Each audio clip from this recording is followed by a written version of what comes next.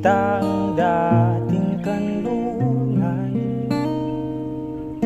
tahanan ng ating tula at pangarap. Ngayon ay naglaho na.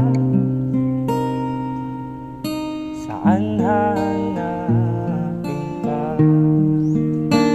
Lumilipas ang panahon, kabiyak ng ating gunita,